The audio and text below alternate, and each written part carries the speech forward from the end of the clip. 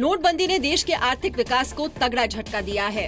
वित्त वर्ष 2016-17 में देश की विकास दर 7.1% रही, जबकि 2015-16 में देश की विकास दर 8% थी।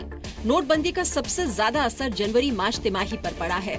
चौथी तिमाही में विकास दर सिर्फ 6.1% रही। नोटबंदी की वजह से कृषि को छोड़कर सभी सेक्टर के विकास पर असर पड़ा है।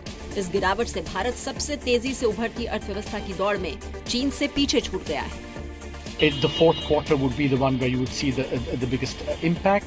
I think that we also said that would bottom out as remonetization takes place. That would bottom out. Kerala high court ने मवेशियों की खरीद बिक्री को लेकर केंद्र के नोटिफिकेशन पर दखल देने से इनकार किया है। हाईकोर्ट ने कहा कि नई अधिसूचना में संविधान का उल्लंघन नहीं हो रहा है। चीफ जस्टिस एनपी सिंह के नेतृत्व वाली बेंच ने कहा कि केंद्र के नोटिफिकेशन पर हाईकोर्ट का दखल जरूरी नहीं है। अदालत ने यह भी कहा कि इस नोटिफिकेशन से बीफ की खरीद और खपत पर कोई रोक नहीं लगी है। केंद्र की अधिसूचना का सबसे ज्यादा विरोध केरल में हो रहा है। यहां सत्ताधारी एलडीएफ और विपक्षी यूडीएफ ने बीफ फेस्टिवल के जरिए विरोध जताया है। हालांकि मद्रास हाईकोर्ट की मदुरई बेंच कल ही केंद्र की अधिसूचना पर 4 हफ्तों के लिए रोक लगा चुकी है। मद्रास हाईकोर्ट ने इस मामले में केंद्र और तमिलनाडु सरकार से जवाब मांगा है। यूपी के मुख्यमंत्री योगी आदित्यनाथ ने बातचीत के जरिए अयोध्या में राम जन्मभूमि विवाद हल करने का समर्थन किया है। मैं चाहूंगा अयोध्या में भगवान श्री राम की जन्मभूमि से संबंधित विवाद बातचीत के माध्यम से दोनों पक्ष समाधान का कोई मार्ग निकाल सकते हैं तो उत्तर प्रदेश सरकार इस संबंध में आपके साथ जहां आप कहेंगे वहां खड़ी रहेगी। अयोध्या पहुंचने के बाद योगी आदित्यनाथ ने रामलला के दर्शन किए और सरयू नदी के तट पर आरती भी की। मुख्यमंत्री ने अयोध्या के विकास के लिए 350 करोड़ रुपए खर्च किए जाने का ऐलान किया।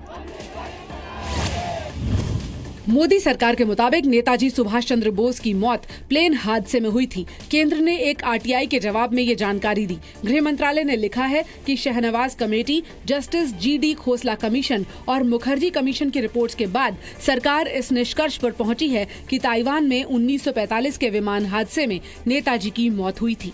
सरकार ने अपने जवाब में ये भी कहा है कि मुखर्जी कमीशन की रिपोर्ट में गुमनामी बाबा और भगवान जी के नाम से मशहूर शख्स नेताजी सुभाष चंद्र बोस नहीं थे। सिविल सर्विसेज की परीक्षा में लगातार तीसरे साल महिलाओं ने टॉप किया है।